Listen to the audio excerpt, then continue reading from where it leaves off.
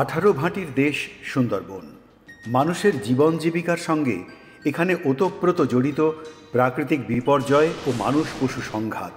বিকল্প নেই, তাই রুজি রুটির প্রয়োজনে প্রাণের ঝুঁকি দিন যাপনের একটি সাধারণ বৈশিষ্ট্য। কখনো নৌকো বা ট্রলার ডুবে যাওয়া অথবা বাঘের আক্রমণে মৃত্যু। কিন্তু তারপর একমাত্র রোজগেরে মানুষটিকে হারিয়ে কার্যত সমাজ বিচ্ছিন্ন হয়ে পড়েন মৃতের পরিবার। নিজের ঘর, আত্মীয়, বন্ধু, প্রতিবেশী সহযোগিতার হাত বাড়িয়ে দেন এদের দিকে। আজ প্রথম পর্ব।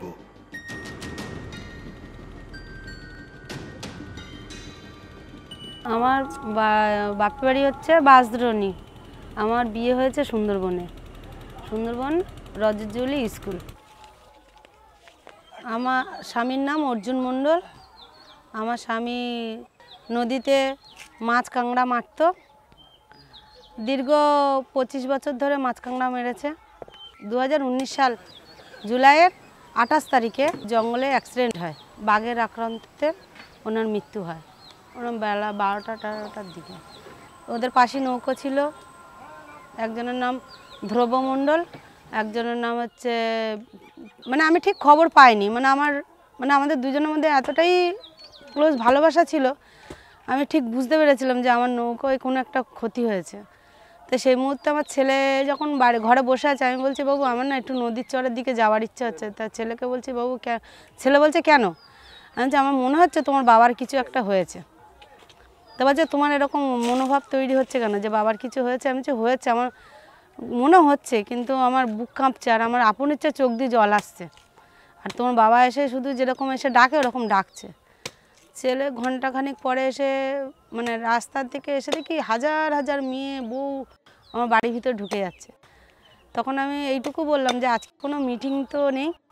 সেই মুহূর্তে আমার মনে হচ্ছে কি যে আমার একটু নদীর দিকে গেলে মনে হয় খুব ভালো হয়। এরকম করে যখন শুনেছি, মানে যখন নিজের স্পষ্ট যে ও নেই এই কথাটা যখন আমার মনে মনে অনেকক্ষণ দিয়ে হচ্ছে, বেলা তখন 10:30-11টার থেকে ওটা হচ্ছে, কিন্তু সঠিক যখন শুনি তখন খুবই, মানে সেই মুহূর্তে তখন আর নেই যে হতে পারে। এই তো এক্ষুনি মনে হয় ডাকলো, এক্ষুনি মনে হয় বললো যে পুষ্প আমি এসছি। মানে 1 সেকেন্ড যতক্ষণ বাড়ি থাকে ততক্ষণ পুষ্প পুষ্প পুষ্প। একটা চায়ের গ্লাস যদি রাস্তায় খায় সেইটা পর্যন্ত হেঁটে আসবে আর বলবে যে পুষ্প দেখো একটু তুমি খাও একটু আমি খাই। মানে সেই ক্ষেত্রে কিন্তু আমাকে কেউ আলাদা করে এসে বলেনি যে অর্জুনবাবু নেই, এ কথাটা আমাকে কেউ বলেনি। ও যখন যে ব্যাঘ্র বিধবাদেরকে নিয়ে কাজ করতো সেটাকে আমি খুব আবহাওয়া দিতাম যে ওদের পাশে বলতে কেউ কিন্তু নেই দাঁড়ানোর মতন। তুমি যে দাঁড়াও আমি তাতে খুশি। অনেক মেয়েরা আছে যে মেয়েদের সঙ্গে ছেলেদের ঘোরাফেরা লোকে পছন্দ করে না, আমি কিন্তু সবসময়ের জন্য চেয়েতাম যে তুমি ওদের বলতে কেউ নেই, তুমি যদি থাকো আমি খুব খুশি, তুমি এই কাজটা করো। আমি সবসময় চেয়েছিলাম যে তুমি জঙ্গল করো না, তুমি ওদের পাশে থাকো, ওরা তোমাকে ভীষণ ভরসা করে। বাঘ খায়, আমি কোনো দিন, মানে দীর্ঘ 15 বছর থেকে আমি সুন্দরবনে কোনো মানুষকে খেয়েছি কি গিয়েছে আমি কোনো দিন যাইনি। কোনো দিন ভাবতেই পারিনি যে নিজের এসেও এটা হতে পারে, এই ভাবনাটা নিজেরও হয়, এটা কখনো আমি ভাবতে পারি না। এই জন্য আমি খুব, মানে এখনও আমি খুব কষ্ট পাই। দীর্ঘ এই 5 বছর হতে যাচ্ছে, এখনও আমার মনে হয় যখন এই কালকে আমার দাদারা আসতে তখন এক মুহূর্ত দাদাদের ছেড়েও বাড়ি আসতো না। আমি ফোন করে করে ডাকতাম যে তুমি ভাত খাবে না? বলছে আমি খেয়ে নিয়েছি, তুমি খেয়ে নাও। আচ্ছা তুমি তোমার স্যাররা আসলে আমাদেরকে চেনো না, তখন আর পুষ্পর কথা মনে পড়ে না? তো বলছে সারা জীবন তো তোমার সঙ্গে আছে, ওদের সঙ্গে ঘন্টা 2 থাকি না, কেমন হয়? এইগুলো খুব করি, কষ্ট পাই আমি এখনো পর্যন্ত ওর জন্য।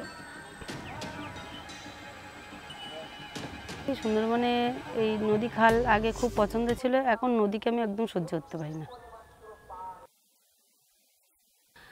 আগে আমি যখন জাল টানতাম, পিন বাগদা মারতাম, নদীতে ছিপ ফেলতাম, বড় বড় মাছ ধরতাম, খুব আনন্দই লাগতো।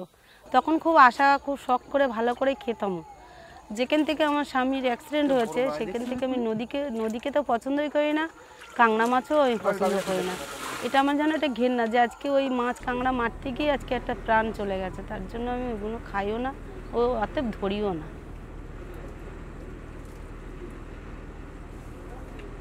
আমরা একটা সংস্থার কাজ করি, আমাদের সারাদিন প্রায় মানে সকাল 6টা হোক 7টা হোক, আমাদের সকালবেলা বেরিয়ে গেলে কখনো আমরা রাত্রি 8টা 9টায় ঢুকছি। কিন্তু আমাদেরকে আমরা যে ব্যাঘ্র বিধবা বলে আমাদেরকে যে গ্রামের লোক কি আর নিজেরও আত্মীয় কুটুম্ব খুব একটা ভালো চোখে আমাদেরকে দেখে না। কেন দেখে না? তারা ভাবে কি আমরা হয়তো কোনো ছেলেদের সঙ্গে ঘুরে বেড়াচ্ছি, কি কোনো ছেলেদের সঙ্গে আড্ডা টাড্ডা মেরে আমরা হয়তো এখনও সংসারের জীবনে ঘরে বাড়ি ফিরে এসেছি, কিন্তু সেটা নয়। একটা ব্যাঘ্র বিধবার মেয়ের যে কতটা জ্বালা, তার সংসারে তার স্বামী না থাকলে তার থেকে বড় জ্বালা কারোরই নেই। কেন নেই? যে সে কিন্তু ছুটে এমনি বেড়াচ্ছে না, সে কিন্তু তার পেটের দাগে দায় ছুটে বেড়াচ্ছে। তার সন্তানদের পেটে দুটো কীভাবে দুটো নুন ভাত তার গালে মুখে তুলে দেবে, তার জন্যই কিন্তু সে ঘুরে বেড়ায়। কিন্তু লোক চোখে কিন্তু আমাদেরকে সেরকম ভালো চোখে দেখে না। হয়তো ভাবে এরা ভালো করে স্টাইল দিয়ে ঘুরে বেড়াচ্ছে, কোথায় কোন হোটেলে চলে যাচ্ছে, কোথায় থেকে বেড়াচ্ছে। একটুকুনি আমার অভিজ্ঞতা দিয়ে বলি। আমি কালকে আমাদের সন্ন্যাস্তায় আমরা যে কাজ করি, আমার একটা পিসি, একটা দাদা, আমরা প্রায় কাজ করি। দাদা দিদিরা আসতে মানে উপর দিয়ে, আমি আসতে নিয়ে মানে বোর্ডে করে অন্য উল্টো সাইড দিয়ে। তা আমাকে একজন প্রশ্ন করছে যে কী রে, ওরা ওই ধারতে আসলে তুই কোথার থেকে আসলি? তাহলে তার মনে কতটা মানে খারাপ পর্যায়ে সে পৌঁছালো যে আমাকে ওই সাইডটা আসতে দেখলো, এদেরকে ওই সাইডটা আসলো। তাহলে তার মনে এইটুকু আসলো যে আমি হয়তো কোনো কুকাজ করে বাড়ি ফিরছি, তারা হয়তো কোনো ভালো কাজ করে ফিরছে। এরকমই আমাদের গ্রামে, আমার গ্রামে কি নিজের বান্ধবীরাই পর্যন্ত বলে কী রে, বয়ফ্রেন্ডের সঙ্গে ঘুরে আসলি? কিন্তু বয়ফ্রেন্ড যে কী জিনিস তা এখনও আমরা চোখেও দেখতে পারিনি। কেন আমাদের বয়ফ্রেন্ড, ভালোবাসার স্বামী, সে এখান থেকে দীর্ঘ 4 বছর আগেই হারিয়ে গেছে। তো সে কেউ তো মৃত্যু বলে আসে না, না মৃত্যুটা হয়ে গেল। সেই মেয়েটার জীবন, তার বয়স সাপোজ ওই 4 বছরে ধরো ওরকম 16-17 বছর চলছে, কিন্তু সে কি ওই স্মৃতিটা আঁকড়ে নিয়ে কি বসে থাকবে? তারও তো একটা জীবন আছে, সেটা তার ও প্রকাশ করতে পারে। সেটাকে আমাকে বুঝতে হবে যে আমার বাবা মা ভাইদের বুঝতে হবে যে একে কি করে যে আবার নতুন করে জীবনে ফেরানো যায়, যে আর একটা ভালো ছেলে দেখে তাকে কি দেওয়া যায়। সেটা কিন্তু বাবা মার কর্তব্য। খারাপ চোখে কি গ্রামের লোকও খারাপ চোখে সেটা দেখলে হয় না। সেটাকে বুঝতে হবে যে সেটা এই মেয়েটার তো কোনো অসহায় মেয়ে হয়ে গেছে, আছে 4 মাস সংসার করেছে, মানে ও সংসারে কিছুই বোঝেনি, স্বামীর ভালোবাসা কী জিনিস সেটাও বুঝতে পারেনি, তার আগে সব কিছু ওর শেষ।